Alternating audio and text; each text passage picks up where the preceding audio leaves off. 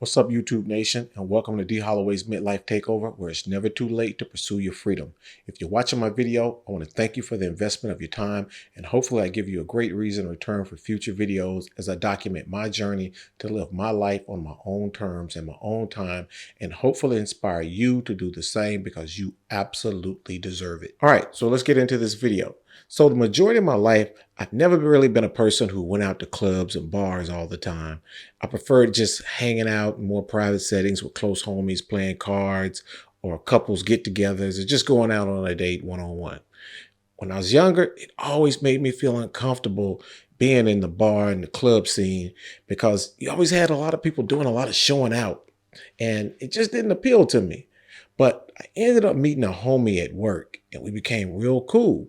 And he had several other homies around the same age, and we all had a couple of things in common: basketball and girls. That was the only prerequisite for us to be friends at that time. And that is when I started blowing $300,000 in the club. But before I go into more details about this story, I need y'all to check out this public service announcement. If you've been thinking about breaking out of the matrix and pursuing life on your own terms and your own time, and you find this journey interesting, consider subscribing to my channel, where we're going to share a ton of life lessons, financial lessons, and how this all intersects with our family and our relationships and so forth. Also, if you take something valuable away from this video, please hit that like button and share this video with your friends and your family. Also, hit that post notification bell so that you know when we drop a new video. Now, back to the video. All right, so I was new to the city that we were in at the time, and me and my homie, we loved to play basketball. Our job had a gym on campus, so we started playing during lunch, after work, on the weekends, and I started to meet all of his homies, and they would always be making plans to go out on the weekends, Fridays, Saturdays, sometimes during the week. This was back in the early 2000s, so we were young adults. At first, I only played basketball with the fellas, and I would just sit around and shoot the breeze with them afterwards. And then my homies would always be telling me about what they were doing the upcoming weekend, and they would invite me out. So after a few months, I finally decided to go out with them one night. At first, it was just occasional, but then when I became single, it became the norm. And we were going out every weekend, Friday and Saturday. I would say at the height of this time, I recall spending about $75 per night going out. That's Friday and Saturday, doing this every weekend. And this money was spent on food, drinks, getting in the club. And of course, we had to always go by the music store and cop the latest CDs because you needed some music to ride to. You needed some music to wash your car before you were going out. So that was just the thing that we did. And this $75 per night didn't include haircuts every Friday before we go out. Didn't include clothes, shoes, any of that stuff. So I'm spending this $75 Friday and Saturday night just on pure entertainment with the homies on the weekend. So for about 3 years of kicking it with the homies, I decided to move to a new state for a new job. And I just finished graduate school, and I was just ready for the next phase of my life, you know, kind of growing up, being an adult, all that good stuff. I didn't know anybody in the city that I moved to. And after sitting around for a couple of months, just doing nothing, I found a place to play basketball, and I met this group of guys, and they would hang out after they played basketball on Saturdays. And then later that night, they would go out and kick it, and they started to invite me to hang out. So finally, I got off the couch and I went out with them one night, and we went to the spot. And the weird thing is that I ran into someone from the city where I previously lived and was kicking it. And we chopped it up for a minute, but they were just visiting and headed back home. But this person had a friend who was like, hey, since you're new here, if you want to get out, me and my friends, we go out, can invite you out, and you can meet other people. And that's exactly what happened. Now I had homies for basketball and homies to go out with combined.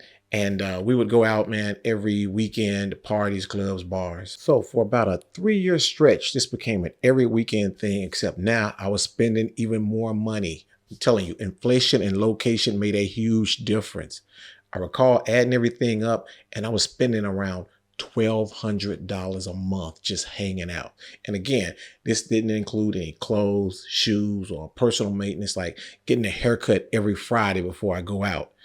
And this was all just weekly routine entertainment as a single dude. Now, what if I had done something different instead? What if I had taken that money that I was spending on kicking it and I invested that money? I would have approximately $300,000 more net worth simply by letting time pass. And I'm going to explain to you how I came up with that $300,000 number. Let's take my first 3-year stint out there kicking it in those streets. And I take the number that I mentioned before, which was I was spending about $600 per month on average going out at that time. It was about a 3-year period. So that's 3 years, 36 months. 36 months times $600 a month brings me to a total of $21,600. Let's say that I didn't spend this money going out every weekend, but instead it was just sitting there accumulating in a savings account. And let's say through the end of 2004, which was the end of my first run of kicking it, right?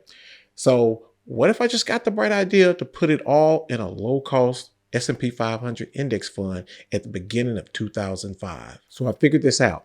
I used the officialdata.org S&P 500 return calculator, and it showed me that if I invested the $21,600 in an S&P 500 index fund at the beginning of 2005, I would have an estimated $116,000 at the end of 2023, assuming that I reinvested all of the returns. This is a return on investment of 400+% on my initial investment, or in other terms, 9.5% per year. I'm not going to get into a discussion on inflation adjustments, but if any of you want to be economists, want to get in the weeds with that, have at it. Now take my second 3-year stint of kicking it out here in these streets. And I'm going to take the number that I mentioned before, which was I was spending about $1,200 per month going out. So that's 36 months times 1,200, and you get $39,100. Again, let's say I didn't spend this money during this time period going out. It was just accumulating in a savings account all the way through the end of 2007, which was the end of my second run of kicking it, right? And let's say I got the bright idea again to put it in a low-cost S&P 500 index fund at the beginning of 2008. So to figure this out, again, I used the officialdata.org S&P 500 return calculator, and it showed me that if I invested the $39,100 in an S&P 500 index fund at the beginning of 2008, I would have about $171,000 at the end of 2023, assuming that I reinvested all the returns. Again, this is a return on investment of 400+% on my initial investment, or in other terms, it was close to around 10% return per year. Again, I'm not going to do any inflation adjustments here. So if you take the estimated returns from my 2 different periods of kicking it, I could have earned an estimated $287,000, which I rounded up to $300,000 because blowing $287,000 in the club just didn't roll off the tongue the same way as saying $300,000. So what's the point here? The point is that we can waste a lot of future money just on excess entertainment. And I'm not saying that you should never go out and never have fun when you're young, but do you have to do it every weekend? And how much of your earnings are you spending on this? Keep in mind, I was not rich, but I was spending a significant amount of my potential savings and investments on pure entertainment. And what's crazy is that the people that you're constantly kicking it with and going out with, they're doing the same thing. And some of y'all are still out here throwing away money, being the grandma and granddaddy in the club. Now, for most of us, we get older, more financially responsible, more financially educated, and quite frankly, rarely want to leave the house. You look back on it and say, man, I was wilding out there in the streets. And that money is gone forever with very little to show for it, except for some absolutely hilarious stories. I would also like to say, because it's super important to be mindful of the people that you spend your time with, or at least understand that everything that they do doesn't have to be for you. I could have stayed home a lot of those times instead of going out. I'm a big believer that you can enjoy the hell out of parts of people and you can do your own thing in other areas. If these people are truly your friends, they'll understand and they won't hold it against you, because at the end of the day, it's your money, your future, and you have to own it. So there you have it. How I blew $300,000 in the club. With that being said, drop me a comment if you have something that you blew money on in excess in your youth that you wish you wouldn't have. I would love to hear your experiences and your thoughts. Until then, do me a huge favor, take care, and be safe out there in those social media streets.